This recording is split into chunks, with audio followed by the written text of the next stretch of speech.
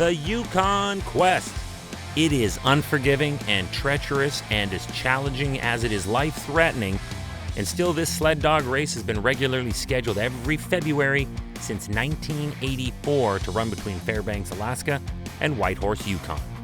Hi, I'm Chris May, host of This Day in Weather History, a podcast from the Weather Network in Canada.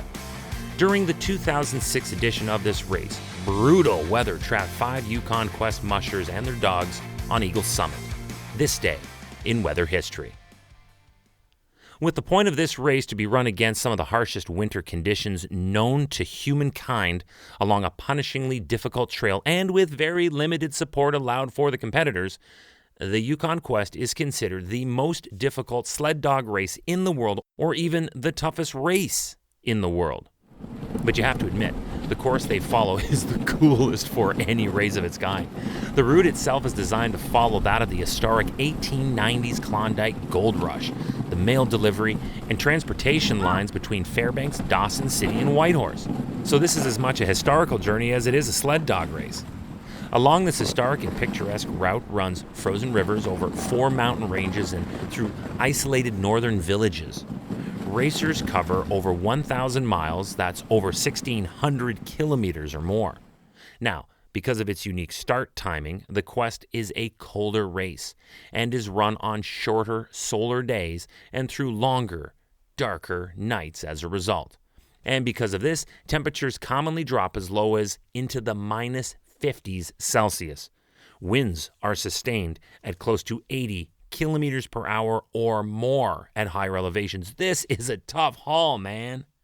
Hey, just a reminder that today's episode is accompanied by a podcast video short. You can watch this 2-minute version of today's story on television on the Weather Network in Canada or online anywhere you are at theweathernetwork.com/weather history.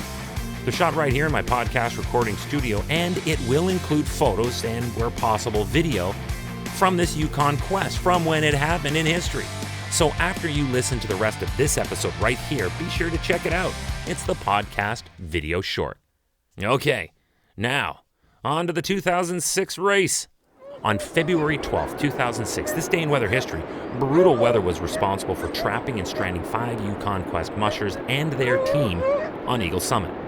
The powerful wind gusts were creating 2 feet deep snowdrifts on the 1,105-meter summit and causing low visibility.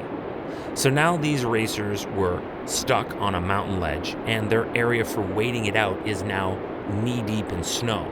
And the wind is likely creating the bitterest of wind chills, given how exposed they likely were at that elevation. This was not a good situation. By mid-morning, the race officials attempted to send out search teams on snow machines to look for the missing mushers and the dogs. But the weather was still so terrible, and that forced them to have to retreat and call it off at first. However, hours later, in the mid-afternoon of the same day, race officials had reached a deeper level of concern and dread. So they recruited the help of the American military to look for the teams. In the search for our missing mushers was a Black Hawk helicopter, a Robertson R-44 helicopter, and a Cessna 208 airplane piloted by the National Air Guard and Alaskan State Troopers. 13 teams made it over the mountain and into central Alaska to reach that checkpoint on the Sunday night. The mushers were reporting snow like concrete and an inability to see more than 6 meters in front of them. Mike McCowan, the Quest's race marshal, said he could not recall at any time when they needed to call in military assistance to become involved in a search on the Quest trail. The challenge still, even with these mighty machines, was that the relentless blowing snow was still expected to create difficult search conditions for the aircraft. But the Quest organizers were desperate to get the search teams out before it again went dark. These military-use precision aircraft were equipped with infrared devices to locate heat spots on the mountain that might be a team. And it worked. In just under 2 hours from the team the aircraft took off, reports began coming in about located mushers and their dogs.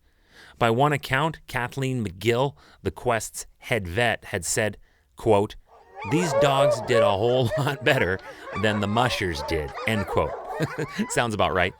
Surviving what they had just gone through and working together through the rough night will be something that they will remember forever. One musher commented, quote, "How many people get to ride with their dogs in a Black Hawk helicopter?" End quote. All's well that mercifully ended well. This day in weather history. Tomorrow is February 13th, and we go ahead by, again, just 1 year on the TDIWH calendar to 2007 for the North American blizzard that played a role in a Hamilton, Ontario snow record. So we get 2 stories for the price of 1. Hey, that's how we roll on this day in weather history with me, your host, Chris May.